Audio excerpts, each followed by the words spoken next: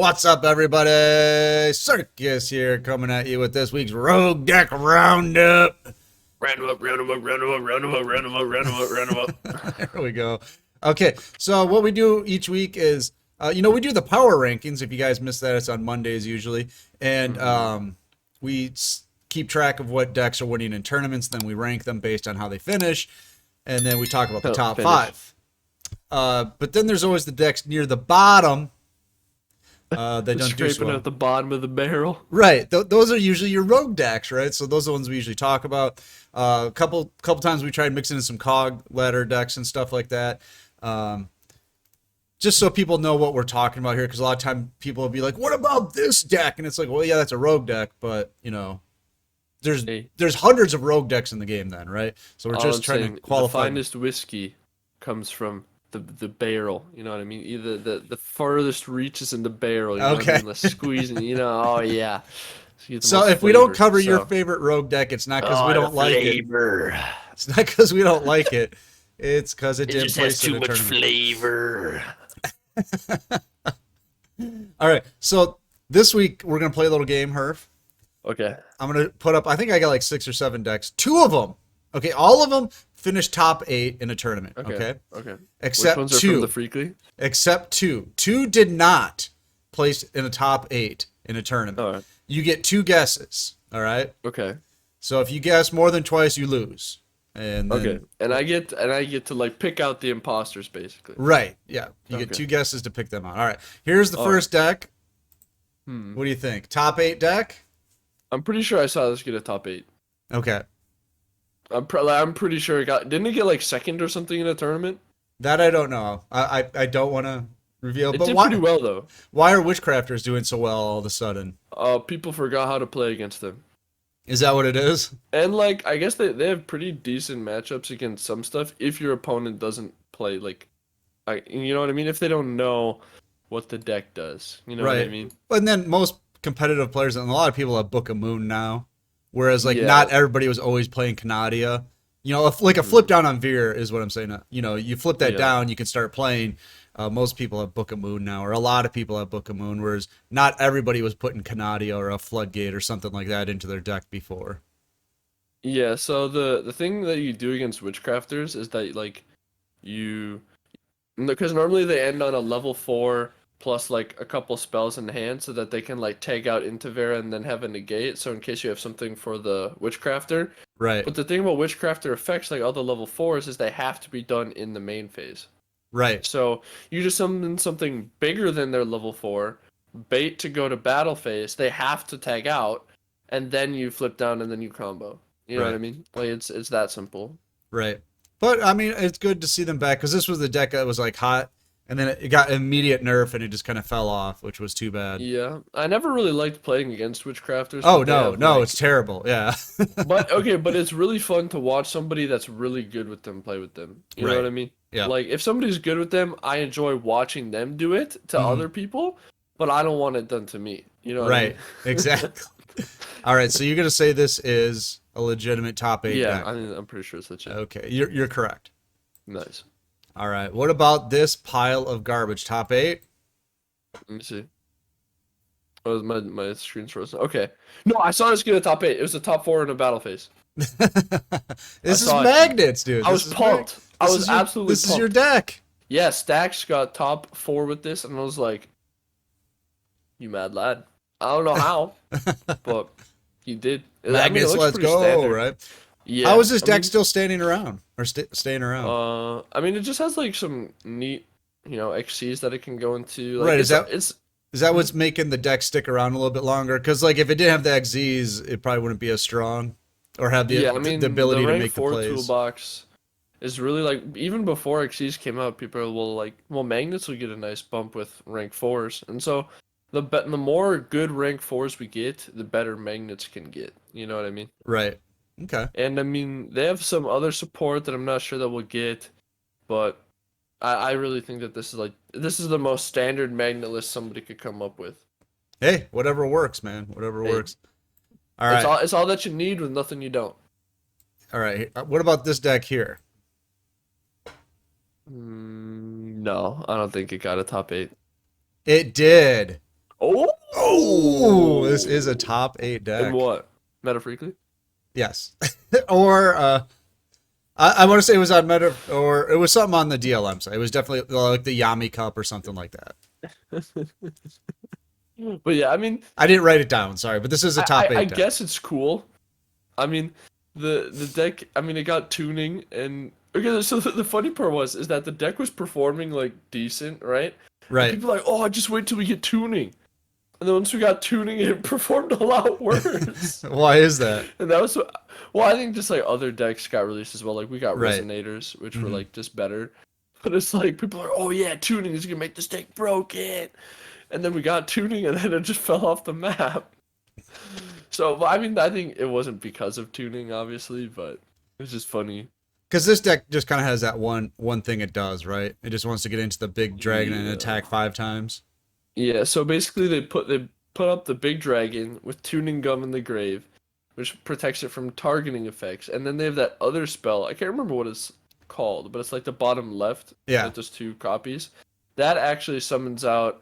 So you know the shooting star dragon, the one right to the right of it. I Yeah. can't remember Yeah. what it's called. It's like Stardust Chronicle Chronicle. Dragon or Yeah. something Yeah. like Yep. that. So you have like two like huge bodies on the field, and then you just like attack. Okay. That's the deck.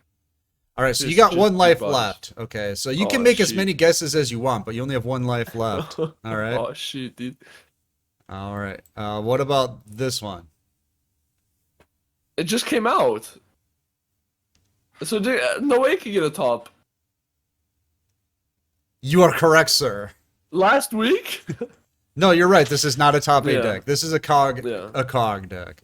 But I I thought mean, I'd it's put pretty it up cool. here because it's new, right? It's Yeah. new hotness. So I think Nifroth cogged with something like this. Hmm. But yeah, I mean it's interesting. I wouldn't Is say it it's like good yet, but is it just because the mole? Everybody wants to try out the mole basically and yeah, see how everyone's try. I think that they were like cog worthy regardless, but right. And you I put think that in there, that it's a little bit yeah, and plus like once you like resolve the Neospatian Grand like Storm dude, like the 4500 dude that bounces everything. yeah. You need the Dolphin, the Hummingbird, and a Neos.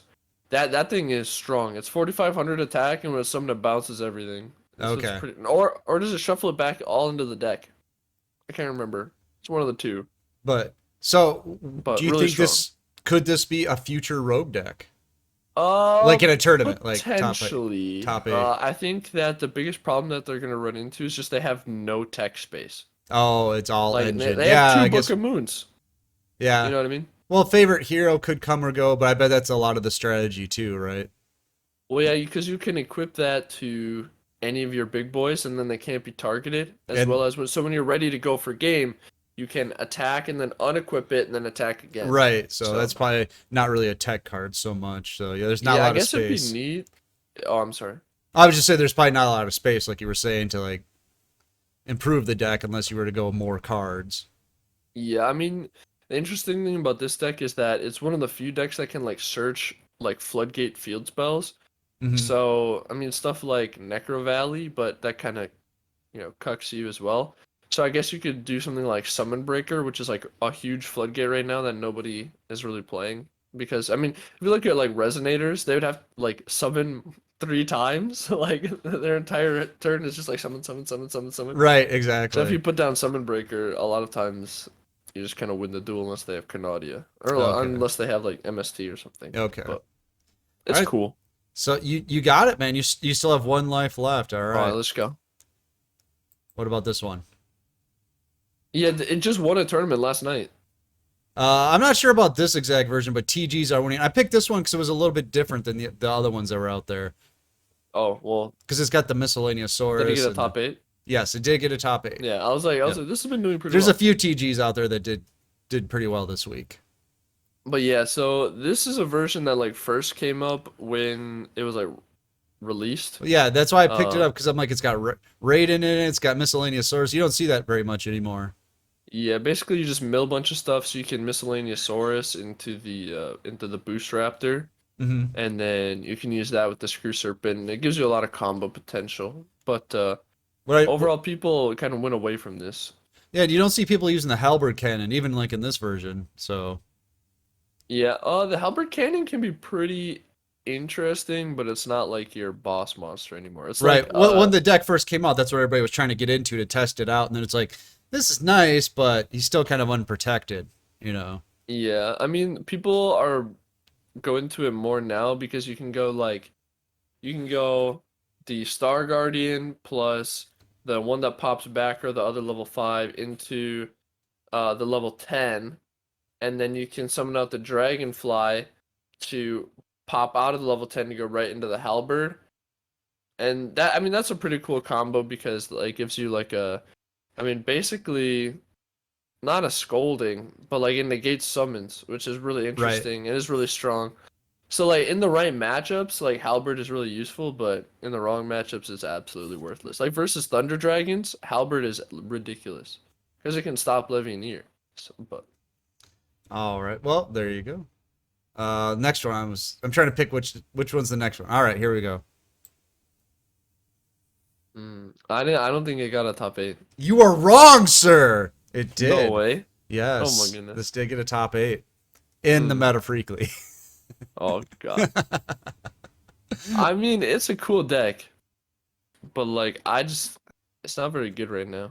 It I might like change. It I might change. I hope so, because I used to love vampires. I know a lot of people hate it because they were such a dominant deck, but Dude, the Casey Bling Vampires was one of the most degenerate decks. yep. Like it was so degenerate. All But right. overall, I mean, I think the deck is pretty cool. I mean, the addition of the Sorcerer, the Duke, and the Trap are like really good because with the Duke, you basically have a disruption on your opponent's turn that you can search out. Mm-hmm. So like Azuki or Samurai Skull, you dump the Duke, or I guess like if you draw Duke, you just dump any of the other little ones, and then that puts Duke in the graveyard. And then you can use your Vampire Takeover to special summon on your opponent's turn and pop it. Let's just like show how Noble Knights had to pop on the opponent's turn. Right. Right. That's basically what this deck got. And then plus the Sorcerer is actually really cool. So if it's sent to the graveyard by battle or by effect, you get to search them of any vampire, monster, spell, or trap, and then uh, you can banish it from the graveyard, and then all of your vampire cards don't require any tribute summons this turn. You Oh, can nice. basically you can search out uh vampire vamp, and then you can make it cost no tributes to summon, which is Oh, that's really awesome. strong. So Yeah, that is definitely like a going for game kind of thing. All right. Okay. What do I want to throw at you next? All right. How about this one? mhm. Metaphys? I mean, I'm out of lives, You've already but lost, so yeah, I've already lost, but I haven't seen anything about Metaphys. Like, if it got a top 8, it had to have been in a Meta Freakly. so what is it? Yes or no? Top I eight. okay, I don't think it got a top 8 in any legitimate tournaments. This is a cog worthy deck. Yeah. I was like, hey, weird stuff happens in the Freakly, Hey, so. a lot of people hate this deck. I used to like it when it first came out. There's nothing really wrong with it. It's just a little outdated, but you know, it Mhm. does have its good matchups, and if it can get started, it's an annoying deck to play against. Yeah, cause well Especially with all those the hand traps. My God. And yeah, then they he's can recycle them. playing. You know, they can recycle the kite roid, which is just Yeah, annoying. You know. I mean the continuous spell is like really annoying to deal with because not only gives it the opponent draw power, but it also gives them the ability to reduce your life or reduce not your life points, but your opponent's monster attack and defense plus change their battle position. Oh yeah, yeah. So, and then the trap is honestly really underrated in my opinion. It's probably one of the better trap cards we have in the game. Well, Just because. Hmm? well, I was gonna say, there's a video out there that showed you how to play Metafist free to play, and this is the free to play Mhm. version because you can see they're not playing like 3 of the trap, they're not playing like 3 of the Daedalus and things like this is once through the box kind of thing. Mhm. So the old back in the day before this free to play version came out, people were playing like 3 traps, 3 Daedalus, and things like that. But I guess they took a lot of that out to make room for the hand traps. Yeah, I think now they just like play two trap, and then they play two Daedalus. No, So I mean, like I the think only most of it it's this because the Daedalus is the UR. I'm not the Daedalus. I'm well, sorry, the Daedalus trap. is SR. Yeah, the Yeah, trap is the a trap UR, is but I UR. think So this is once through the box. Yeah. in like their heyday they played two traps because you didn't necessarily want to open too many copies of the trap. Right. Like if you open two of the trap, you were kind of screwed. Right. Like you want to open one and then have your other combo pieces. All right. So that's Metafist. And one last deck before we get out of here. Are you ready? Dude, I'm ready. Are you ready? So we already picked out the two that didn't top. Yeah, but so this has to top. if I say you're ready, you say, "Oh yeah, I am." Oh Oh yeah.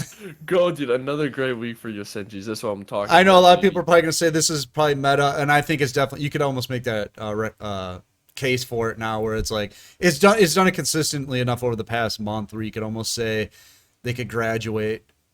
But Yeah, I mean, all of the OTK this is like decks one of my makes- favorite decks of all time. So to see it doing this is the best the deck has ever done in its history. Which is kind of weird. It's like came out of nowhere. Right. It didn't get any new support. It didn't get any. People were just like, okay, hey, we're gonna start playing Senjis. Right. I mean, the Tenki's nice, but if you play the deck before, it's not make or break. You know what I mean? Yeah, because you could just play more copies of the monsters, and that's Or, basically like having Tenki anyway. Any kind of back row, you know. Yeah. You know. But anything. one Book of Moon. Let's go. Yep. Hey, that's all you need, man. All right. Hey. Let us know Don't what you fix it think. if it ain't broke. What do you think about the rogue decks this week? I think they're all pretty good. Herf did pretty good except for one catching what the imposters were. But yeah, let us know what you think about the rogue decks this week in the comments below. And we're going to get out of here, but you should get in the Discord because it's free. The tournaments are free. The new player help is free. We're going to get out of here. I'm Circus. That's Herf. See you. And we'll see you next time.